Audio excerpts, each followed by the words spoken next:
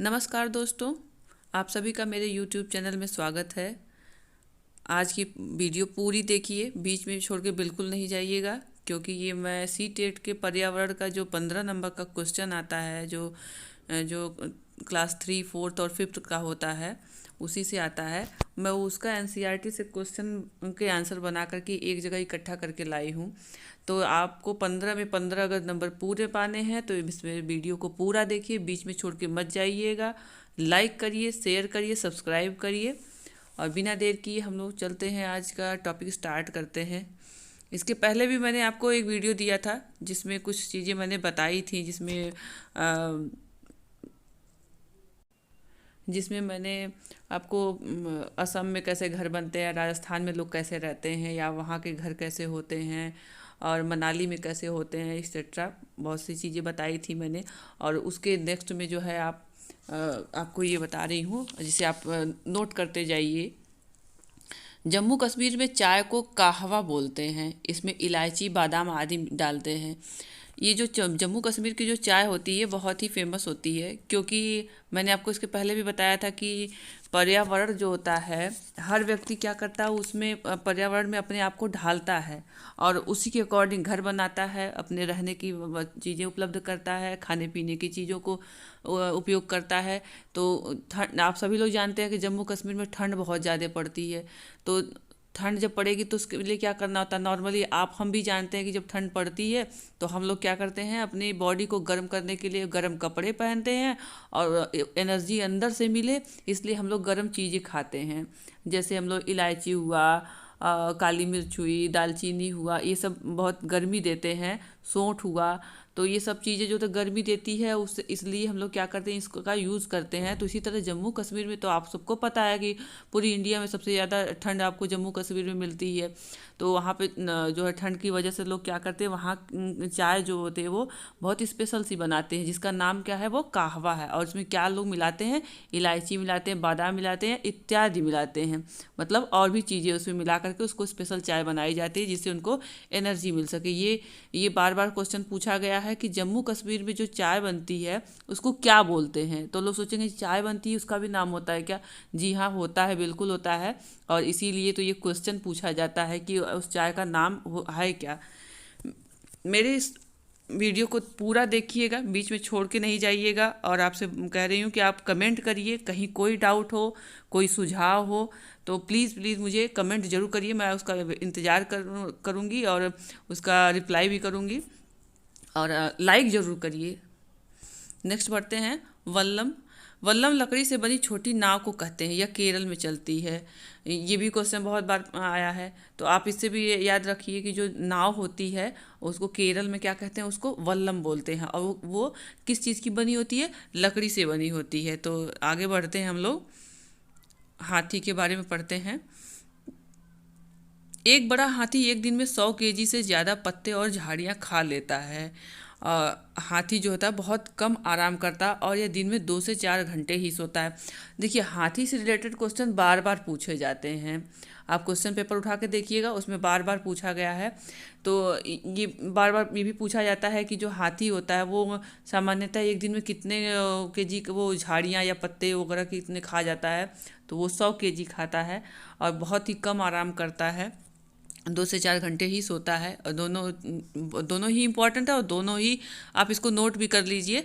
और दोनों इम्पॉर्टेंट भी हैं, और इसको याद रखिएगा, भूलिएगा नहीं, क्योंकि आपको 15 में से 15 पूरे लाने हैं, एक भी आपको कम नहीं करना है नंबर। तो आगे बढ़ते हैं हम लोग। नेक्स्ट है हाथी को पानी जो हाथी को जो है पानी और कीचड़ उन दोनों से बहुत ज़्यादा वो भागता है। इससे उसके शरीर को क्या होती है, वो ठंडक मिलती है। हाथी के कान जो होते हैं पंखे की तरह होते हैं, और गर्मी लगने पर हाथी अपने कान हिलाकर हवा करता है। देखिए, जानवर है, उस सबके पास अपना दिमाग होता है। देखिए किस तरह से वो यूज़ करता है। उसको गर्मी लगती है और कान आप देखे ही होंगे हाथी के कितने बड़े बड़े होते हैं। तो वो पंखे की तरह होते हैं, तो क्या करते हैं, उसको हिलाते रहते हैं। तो उससे क्या करते हैं, वो अपने खुद को वो हवा देते रहते हैं। नेक्स्ट है आगे। 3 महीने के हाथी का वजन 200 केजी होता है। देखिए ये भी क्वेश्चन पूछा है, कई बार पूछा मैंने, इंपॉर्टेंट यहाँ लिखा भी है आप लोगों के लिए, तो आप प्लीज़ इसको नोट भी करिएगा, याद करके रखिए रहिए। जब भी एग्ज़ाम में पूछे या कहीं कोई और भी नॉर्मली भी पूछ दे तो आपको मालूम होना चाहिए। तो 3 महीने का जो हाथी होता है उसका वजन कितना होता है, ये क्वेश्चन कई बार पूछा है, तो 200 केजी होता है। हाथियों के झुंड में केवल हथिनियाँ और बच्चे रहते हैं, ये क्वेश्चन बहुत बार पूछा गया है। ध्यान रखिएगा कि जो हाथियों का जो झुंड मिलता है, आप भी शायद शायद किसी ने ध्यान नहीं दिया हो या दिया भी हो या जानते भी हो, तो जो हाथियों का झुंड होता है एक ग्रुप में जब चलते हैं वो लोग, तो उसमें केवल और केवल हथिनियाँ होती हैं और उनके बच्चे होते हैं। और बच्चों के बारे में एक बहुत अच्छी बात ये है कि ये बच्चे जो होते हैं ना 10 से 15 साल तक ही जो होते हैं वो झुंड में रहते हैं। जैसे ही 15 साल की एज ख़त्म होती है ये खुद से ही वो झुंड जो है वो छोड़ देते हैं। बुजुर्ग हाथी क्या होता है, वो झुंड का नेता होता है। और झुंड में जो होते हैं 10 से 15 साल के बच्चे व हथिनियाँ ही होती हैं। ये हाथी से रिलेटेड 4-5 क्वेश्चन यहाँ से बनते हैं और ये चारों पांचों क्वेश्चन जो है वो आप अपने माइंड में रखिए, बार बार पूछे जाते हैं। मैं बार बार कह रही हूँ कि मैं आपको वो क्वेश्चन दे रही हूँ जो सीटेट में पर्यावरण में बार बार पूछे गए हैं, रिपीट होते रहते हैं। एक बार हुआ, नेक्स्ट टाइम हुआ, फिर नेक्स्ट टाइम हुआ, ऐसा नहीं कि कंटिन्यू नहीं रहते हैं, लेकिन हाँ एक बार कभी हाथी का पूछ दिया, कभी असम से रिलेटेड पूछ दिया, कभी रेगिस्तान से संबंधित पूछ दिया, कभी जो अभी अभी आपको बहुत सारी चीज़ें बताऊंगी, जैसे कुछ सीढ़ियाँ हैं जो बहुत फेमस है, अलबरूनी है, उन्होंने क्या कहा उसके बारे में, वो सब चीज़ें हैं। तो वो सारे क्वेश्चन बार बार जो रिपीट होते रहते हैं और बहुत ही इंपॉर्टेंट है।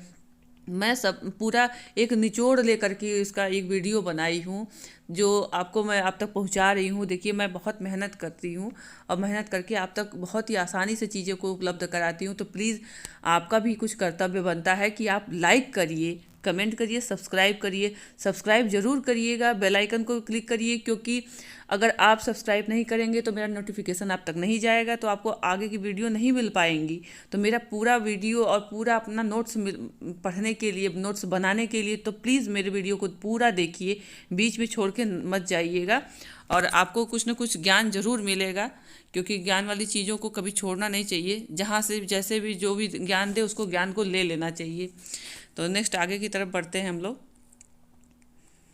एक झुंड में 10 से 12 हथिनियाँ और बच्चे होते हैं। हाथी 14-15 साल तक ही झुंड में रहते हैं और वे झुंड को फिर छोड़ देते हैं और अकेले रहने लगते हैं। अभी मैंने आपको बताया ही था कि 15 साल के बाद क्या होता है, ये अपने ग्रुप को छोड़ देते हैं और वो अकेले फिर रहने लगते हैं।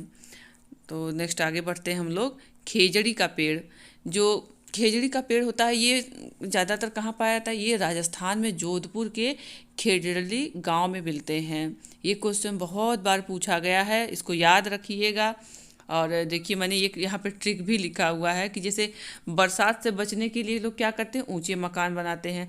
गर्मी लगेगी तो गर्मी में हमें क्या चाहिए, ठंडक चाहिए होती है। ठंडक से बचने के लिए इसके पहले वाला जो वीडियो मैंने बनाया था उसमें इसका जिक्र मैंने किया था। तो बहुत ज़्यादा जब ठंड लगती गर्मी लगेगी तो हम लोग क्या करेंगे, ठंडक चाहिए हमें। तो ठंडक कैसे मिलती है, अब जो रेगिस्तानी एरिया में रहता है वो कैसे मिलेगी, तो उसकी जो दीवारें होंगी वो मोटी बनाते हैं लोग, मिट्टी की बनाते हैं और मोटी मोटी बनाते हैं। उसकी छतें कैसी होती हैं, वो कटीली होती हैं, झाड़ियों से बनी हुई होती हैं।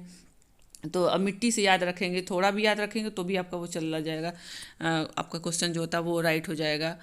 और दोस्तों लाइक ज़रूर करिएगा, लाइक करिए, कमेंट करिए, सब्सक्राइब करिएगा। और नेक्स्ट है यहाँ के लोग का मतलब कहाँ के लोग, राजस्थान के जो जोधपुर में जो खेजड़ी का जो पेड़ पाया जाता है उस खेजड़ी गांव, वहाँ के लोग जो होते हैं वो विश्नोई कहलाते हैं। यहाँ शिकार और पेड़ काटना निषेध होता है। खेजड़ी का यह पेड़ रेगिस्तानी इलाके में पाया जाता है। इसे ज़्यादा पानी की ज़रूरत नहीं होती है। इसकी छाल दवाई में काम आती है और इसकी लकड़ी को कीड़ा भी नहीं लगता है। जैसे हमारे आपके यहाँ नीम का पेड़ होता है, कितना ही औषधीय गुण होता है उसमें, कि उसमें कभी कभी जैसे होता है कि उसकी दातुन बनती है तो दांतों को साफ़ कर लीजिए, या कभी बहुत लोगों को खुजली होती है तो उसको पानी में बॉयल करके लोग उससे नहाते तो भी खुजली भी ख़त्म हो जाती है। मतलब इतना औषधीय गुण होता है कि जितना भी कहो वो कम है उसमें। तो जैसे हम लोग क्या होता है नीम, वैसे ही ये जो है रेगिस्तानी जो एरिया है वहाँ पर जो ये पाया जाता है खेजड़ी का पेड़।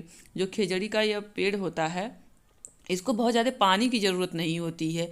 देखिए हर कोई अपना अभी मैंने कई बार इस बात को रिपीट भी किया, फिर कह रही हूँ कि प्रकृति हमें जो कुछ भी देती है हमारे अकॉर्डिंग ही देती है। अगर कहीं सूखा पड़ रहा है तो वहाँ पर भी कुछ ना कुछ मिल रहा है। कहीं अगर बहुत ज़्यादा रेगिस्तानी एरिया है तो भी, मैदानी क्षेत्र है तो वो भी, मतलब हर जगह की जो भूमि है वो कुछ ना कुछ देती ही रहती है। तो वहाँ पे जो रेगिस्तानी एरिया है वहाँ पे अगर पेड़ पौधे हैं तो एक क्वेश्चन नॉर्मली आता ही है कि भाई इतनी गर्मी होती है, और गर्मी होती इतनी ज़्यादा है और तो पानी तो होता नहीं है वहाँ पे, बारिश तो होती ही नहीं है, पानी बहुत कम होता है वहाँ पर। तो कैसे पेड़ पौधे वहाँ कैसे उगते होंगे? तो देखिए सामान्यतः वहाँ ज़्यादातर वो कटीले जो पेड़ होते हैं ना वैसे होते हैं। भाई वहाँ पे भी तो ऑक्सीजन देगा, तो वहाँ पर भी, लेकिन वहाँ पर भी निकलते हैं कटीले जो है पेड़ पौधे उगते हैं। उसमें से एक ये बेस्ट है जो खेजड़ी का पेड़ है। इसे तो पानी की ज़रूरत ही नहीं होती है। इसकी जो छाल होती है वो दवाई के काम आती है, वो तो पता ही है। और इससे जो है लकड़ी को कीड़ा भी नहीं लगता है, इतना औषधि गुण इसमें है। तो ये क्वेश्चन बहुत बार पूछा जाता है कि जो खिजड़ी का पेड़ है ये कहाँ पर पाया जाता है? तो आपको याद रखना है कि यह राजस्थान के जोधपुर में पाया जाता है। और जो वहाँ पे जो क्या कहते हैं, जो शिकार करना है और पेड़ काटना वहाँ निषेध है, ये भी याद रखना है। और यहाँ के लोग क्या कहलाते हैं जो इसकी सुरक्षा करते हैं, या जो वहाँ लोग रहते हैं वो लोगों को क्या कहते हैं? उसको ना कहा जाता है विश्नोई कहा जाता है। वेरी इंपॉर्टेंट है ये क्वेश्चन, विश्नोई कहलाते हैं, इसको नोट कर लीजिएगा, कहीं बार बार आता है। और इस पेड़ की जो पत्तियों की जो होती सब्जी भी बनाई जाती है। जैसे हमारे यहाँ भी नीम की जो पत्तियाँ होती है ना, जो उसकी बिल्कुल जो बहुत ही नाजुक वाली होती हैं, जो बहुत न्यू न्यू निकली हुई होती हैं, वो वाली पत्तियाँ जो होती हैं उसके नीम की उन पत्तियों की सब्जियाँ भी बनती हैं। पता नहीं आप सब में से, चलिए मैं आपके लिए एक क्वेश्चन ये भी छोड़ती हूँ कि जिस किसी ने भी खाया हो नीम की उस पत्ती का सब्जी खाया हो, या बनाना जानते हो, या जो भी है, तो आप कमेंट करके ज़रूर बताइएगा कि आपने खाया है या नहीं, या आपने ये जानते भी हैं कि नहीं कि नीम की जो पत्तियाँ होती है उसकी सब्जी बनती है। और नेक्स्ट बढ़ते हैं आगे की तरफ। चींटियों के बारे में बताते हैं। सभी चींटियों का काम जो होता है ना वो बटा हुआ होता है। जैसे हर किसी का काम, जैसे हमारे यहाँ होता है ना कि वर्गों में विभाजित हो गए लोग, पहले के लोग थे ना तो कई वर्गों में विभाजित हो गए, और वर्गों के का जो हर वर्ग का कुछ ना कुछ एक काम होता था, कुछ ना कुछ करते रहते थे। तो सोचिए कि अब हम लोग तो इंसान है, लेकिन जानवरों में भी ऐसा होता है, पशु पक्षियों में भी ऐसा होता है। अब वो लोग तो बोल नहीं सकते हैं, तो हमें लगता होगा नहीं बस ये तो हमारे यहाँ ही हो रहा, ऐसा नहीं है, जानवरों में भी होता है। ये देखिए यहाँ पे है, सभी चींटियों का काम बटा होता है। रानी चींटियाँ क्या होती हैं? वो अंडे देती हैं। आपको तो इतना पता ही होगा रानी क्या होती थी। जैसे राजा रानी होते थे तो रानी तो अंदर ही रहती थी। हाँ, कुछ रानियाँ भाई वो प्रेरणा के स्रोत भी रही हैं, कुछ हम लोगों की महान विभूतियों में भी रही हैं, तो वो अलग बातें हैं। लेकिन रानी जो चींटियाँ होती है वो अंडे देती हैं। सिपाही जो चींटी होती है वो बिल का ध्यान रखती है। मतलब ये चींटियाँ जो होती हैं उसमें भी डिवाइड होती है कि कोई जो रानी रहेगी चींटी है वो अंडे देगी, और जो सिपाही चींटी है वो बिल का ध्यान रखेगी। जो मजदूर चींटी रहेगी वो क्या करेगी? भोजन को इकट्ठा करके वो बिल तक पहुँचाएगी। अच्छा, ये मैंने अभी कहा कि ये सिर्फ जानवरों में और इसमें जीव जंतुओं में ही नहीं होता है, और औरों में भी होता है। जैसे देखिए मधुमक्खियाँ, दीमक, ततैया भी इसी तरह के समूह में कार्य करते हैं। ये क्वेश्चन बहुत बार पूछा गया, इस बार भी पूछा गया था कि जैसे जो इनके चारों के तो सॉरी इनके तो काम बटे होते हैं चींटियों के, इसके अलावा किस किस और जीव के जो होते हैं वो काम बटे हुए होते हैं। तो वो मधुमक्खी, दीमक, ततैया, ततैया को बर्रे कहते हैं कई जगहों पे, तो इसको याद रखिएगा। तो ये लोग क्या कहते हैं, ये लोग भी अपने इसी तरह समूह में कार्य करते हैं। समूह में कार्य करने का मतलब इन लोगों के काम जो होते हैं डिवाइड होते हैं, कुछ तुम कर लो कुछ तुम कर लो, ऐसे करके वो अपने कामों को कंप्लीट करते हैं। लाइक ज़रूर करिएगा दोस्तों, ज़रूर लाइक करिएगा, कमेंट करिए, सब्सक्राइब करिए, मेरे चैनल को सब्सक्राइब कर दिए ताकि मेरा जो भी नोटिफिकेशन आए या मैं कुछ भी आप लोगों के लिए कुछ बनाऊँ या जो भी अपलोड करूँ वो सब कुछ आपके पास तक तुरंत पहुँचे, उसमें कोई देर ना हो। एक चीज़ मैं आपसे और कहना चाहूँगी, अभी करंट का एक क्वेश्चन है। अभी जैसे ये उत्तराखंड में जो त्रासदी हो गई है, जो ग्लेशियर टूटा है, तो मैं आप लोगों के लिए क्वेश्चन छोड़ती हूँ कि ग्लेशियर टूटने के क्या कारण हैं। आप मुझे कमेंट बॉक्स में ज़रूर बताइएगा। कितने लोग जानते हैं कि ग्लेशियर क्यों टूटा, क्या इसका मुख्य कारण क्या था? आप लोगों के लिए क्वेश्चन है, मुझे कमेंट करके ज़रूर बताइएगा।